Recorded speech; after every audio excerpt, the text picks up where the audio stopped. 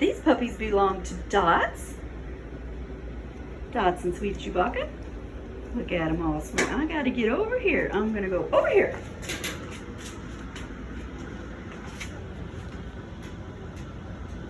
Where did I go? Where did mommy go? Go get you some toys. Yeah. So between the puppies and me are toys, so they get distracted along the way of trying to get back to me. Oh, you found me. Oh, you found me. Oh, you did too, huh? So they hear my voice and they want to come back to me. Because every day they know they want a belly rub, especially this little girl. Watch her. She looks like she just sticks that leg out. Oh, give me a belly rub. Oh, they feel so good. Oh, you want one too? Oh, Georgia belly rub too. She said she's going to fall over if she wants a belly rub. Beggar. You're going to sit now? Mm-hmm. Look, she's got her toy though. Yes, she does. So this is before their bath. They're 5 weeks old. So I'm going to give them their bath, and then we'll do another video. But this will get you going until they get their bath, get all that soft food washed off their faces, and get them all fluffy for their pictures so they all equally look the same, and one doesn't have a wetted down muzzle from eating the soft canned food. I love you. Bye. See you later, honey. Love you. And then, so they're eating the soft canned food now because they're getting ready to leave mom. You know, in another couple of days, we'll be taking away the canned food and get them on, probably by Monday, you know, get them on the hard food only, so that when they're 2 weeks old, or sorry, 2 weeks from now, when they're 8 weeks old and going home, they will be on the Eukanuba only. So that they'll be on the Eukanuba only the hard food. And these guys, you know, we send them home with the small breed Eukanuba because that's all we use here, because that's what they've been eating. It's been given to mom while she was pregnant just so she has more nutrition, and then it's always been in their kennel with mom, so they've been nibbling on it since they were 3 weeks old. So that's why we start out with the Eukanuba puppy chicken formula small breed, which is this one here, little tiny chunks. And there's your vitamin sample, so you'll get your vitamin sample when puppy goes home too. Now, vitamin is like a 1-inch wafer. You will need, for these guys, break it into about 8 pieces, and then you can use them as training treats, because if you gave them the whole wafer, all they're going to be able to do is lick it. Their jaws are not going to be strong enough to get a 1-inch wafer in their mouth and then chomp down on it and break it up. So that's the trick to, you know, on the vitamins. You know, I truly believe in the vitamins because I've got one in the house that's 14, and this year she started slowing down, so I gave her, I've been giving her 2 wafers a day, and her energy's come back, and her fur is getting darker again around her muzzle. I mean, she's 14, she don't even have gray hair on her muzzle yet. So I believe in the vitamins. Plus, we, you know, our dogs are given the vitamins, and then they always pass all their health testing too for their OFAs. So yes, vitamins help. I love them, and I will give them for life. It's 1 wafer a day for the rest of their life. But of course, then like in Lily's situation, she's getting more. And then when our moms are pregnant, I triple up on them. And while she's nursing, I'm tripling up on them, because the max is 1 per 5 pounds a day. So that we go to the max for when they're pregnant and when they're nursing, so that we have strong fat belly puppies like these. I will also get their weights for you here after the video. And then I'll send you an email after I posted all the videos and pictures that it's now time to start picking. And then each family has 24 hours to pick. So if you're farther down the list, it's going to take a few days. I mean, some people know exactly what they want right away. Some people, it takes a while for them to make up their mind.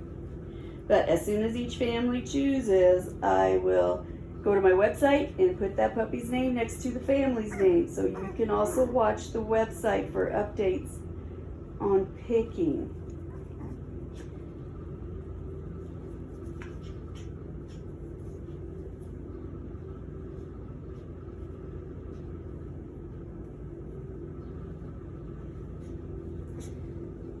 She's got the wavy. Or is that a boy?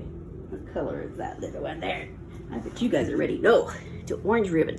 Let's get that one around the back. But, okay, so, these guys have a loose curl, not really like a tight curl. So, see, these curly ones are going to be more like, probably like that one. So say this is wavy and this is the curly. That's a good thing. See the curls here, just make it fluffier on the head and fluffier around the mouth. Where the wavy is kind of, you know, the hair can't stand up as much. It kind of just lays down flat everywhere. So that's the difference there. Wavy here, curly there. Let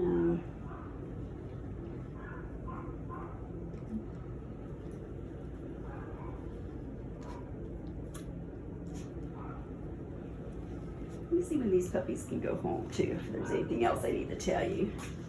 Go home day, 9/16. They don't have to go home that day. I allow puppies to stay here until 11 weeks old before they need to leave. And for the 19th of September, I'm already getting, people lining up to come pick up their puppies. So email me what's good for you. We're on Eastern time. So, I mean, you can pick up during the week. That's perfectly fine too. But if you're waiting for the Saturday because somebody in your household's working, through the week, get with me so we can get you scheduled. I like to start with posting people at the top of each hour. That way with COVID, I have a chance to clean the place up after you leave and not double up with a bunch of people here at one time.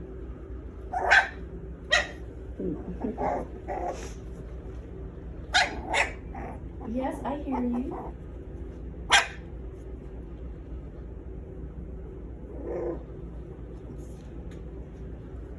You guys are all adorable. Oh, look at her chase that ball.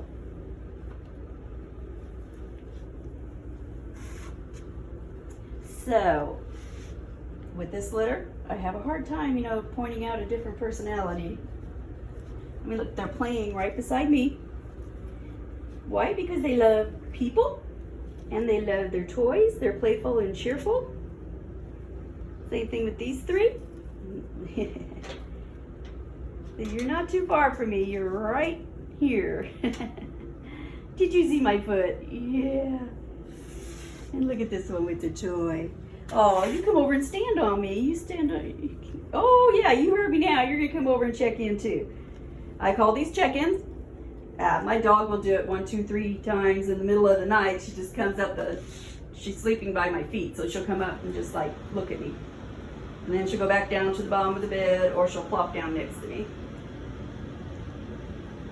So they do check-ins all the time. They play and then they come check in. When we're watching TV at night, they'll come to me for attention, be petted, and then they go to the other end of the couch. And then 15 minutes later, they're coming back to check in. And then they might lay down by me and go to sleep. But they are going to be your faithful companions. So as far as personality difference, I mean, you're watching them like with me, what can I come up with that's different? I have 6 puppies that want to sit by my feet, play with my feet, put their paws on my feet, lick me. They're trying to get my attention, and they're tickling my toes. This is tickling my toes, and look at her. She hears me. She's like, what? Me. So I have 6 friendly, engaging puppies. So this is what we do here for puppy stimulation. We start at 3 days old, so your puppy's already had, 4 weeks of socialization. And they're just playful and loving. Any of them could be an emotional support dog, working class dog. Look at this, aren't they cute? Now they are not fighting, they are playing. They talk when they play sometimes, it's a little low growl. And believe me, you would know when they actually do get mad. They would let out a big mean growl instead of the little R when they're playing. So I know I've heard people say to me before, my dog's growling when it plays with toys and like this. I'm like, no, that's playing. that is called playing. It's part of puppy building.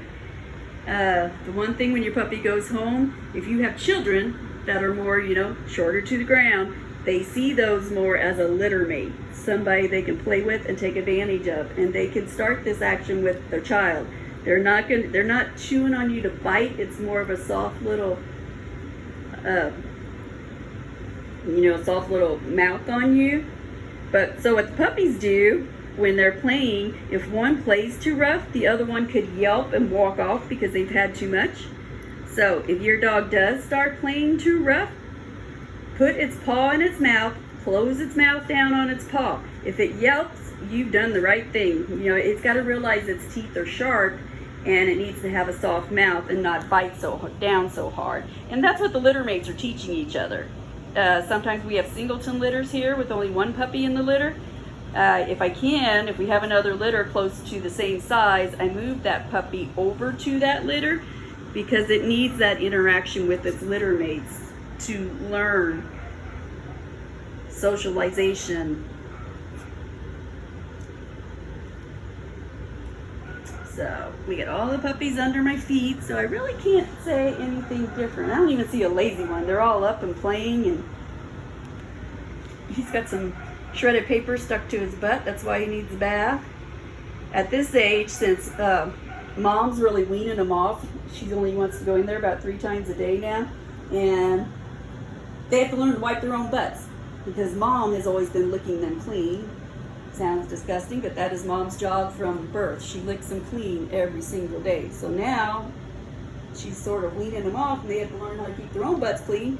And he has a poopy butt, and he has the shredded paper stuck to his butt because we put shredded paper in the back 2 feet of the 6-foot kennel so that they learn where do they need to go potty on shredded paper because it feels like grass. Then they learn to keep their playing area, the concrete part, clean. Yes, Carol. So that's what makes potty training of my puppies easy for you to conquer because that shredded paper feels like grass. So that first day you take them home, you'll start training them to go potty outside in the area you want them to eliminate. I was at Walmart yesterday and I seen a spray that teaches your puppies where to potty at, and that would be great because when the puppies go outside, they sniff the ground. Same thing when they're in your house. They start sniffing the floor when they have to go potty. They are trying to pick up the scent where somebody else previously potty so that they figure out that's where they can go to the bathroom. So if you have the puppies at home, they start sniffing the floor and circling, you better pick that puppy up and run outside because it wants to go to the bathroom. So if you want to teach it that proper space to go to the potty outside, there's the spray at Walmart that I guess has that scent, and it says teach your puppy to potty in a designated area. So that spray would be useful. It was in the pet section, right next to the carpet and floor cleaning for pet odors. So if your puppy does go in the house, you need to have a good deodorizing puppy or dog cleaning shampoo, because when they smell that scent someplace, say they develop their favorite rug, I would either get rid of the rug probably because I seem to throw them in the washing machine and the puppy still seems to go on it.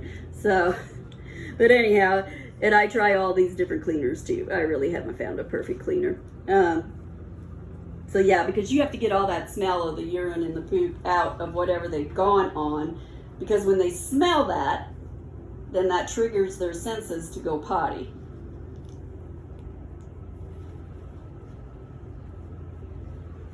Here. I'm gonna load this video, give these puppers a bath. Aw, he's the first one to tuck her out. And this one is just a chewing on my toes. Hey, she did wood.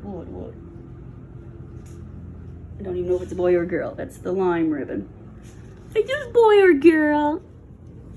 Don't have my list out yet. We didn't go through names. Did you, girl? Let's go through the list. Here's the little red one. Who do we have? Pink was Dixie. Dixie is that one there. Hi, Dixie. Red, Decker. Decker, you're so cute. This blue one, Blue Ribbons Drake. 1, 2, 3, Lime, Digby. And then these two over here that have been wrestling with each other. That's dark. Darby girl coming over to me now. And then you have the orange one that's still playing with the toys. Danica. Look at him. He just come over here and lay by my feet now. I was on the other side of the room in that chair, and he he laid down there by me. I move over there. He moves over here, and he's got his paw. He's got his face on my shoe. Oh, sleeping on my shoe. Oh, did you wake up? Yeah, because you woke him up, Danica.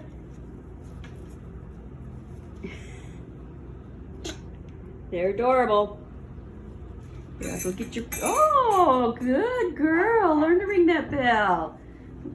So we put the doorbells on the door so they're not fearful of that sound. And they're already learning when they hear that sound, they pop up and they wake up from their nap because it means somebody's coming in the door to give them attention. So they've already fundamentally been introduced to that. So when you go home, we'll send you home with the bell and the string. Homemade here, but that's what we use in our house. Just put it, you know, here you can tie it different lengths, and then you put it on the door about where the puppy, that might be a little high, can touch it with his nose or his paw, and then each time before you go outside, you have the puppy touch the bell. And it takes about 2 weeks, and the puppy will start maybe, you know, going up and touching the bell himself to go outside. And when puppies go home, we have a blanket because everything's got the scent. You know, it's been in this room for months, so it all smells like here, which, you know, gives them their comfort item. So we get to put it all in the gift bag for you. It's got the blanket. You've got a small squeaky toy, a big teddy bear. There's some over there in that toy box. Rope toy, ball. This is your leash. This is a safety leash. The safety leash here, you got the handle on one side and this is on the other. So you just loop this around the puppy's head. If puppy gets scared and tries to pull away or anything, it's going to tighten up so the puppy can't get away. So it's all about safety. You'll also see those used at the veterinarian's office and show rings, so that if like an unknown dog comes by and your puppy gets scared, you're able to pull the puppy away before the big dog can, you know, chomp down on your puppy. And here's the big stuffed animals. They look like a golden doodle. There's a gray one and a tan one. And then you'll have your paperwork all in a folder. You'll have all your vet information, your vaccinations. They go to the vet next week. The vet gives the vaccination. And your vet does not need to know what kind of puppy vaccinations the puppies have, because all puppies get the same 5-way vaccination, covers the same thing. It's just the 5-way puppy vaccination. Covers, you know, distemper, parvo, all the things it's supposed to at that particular age. So, and it's given by my vet, not me.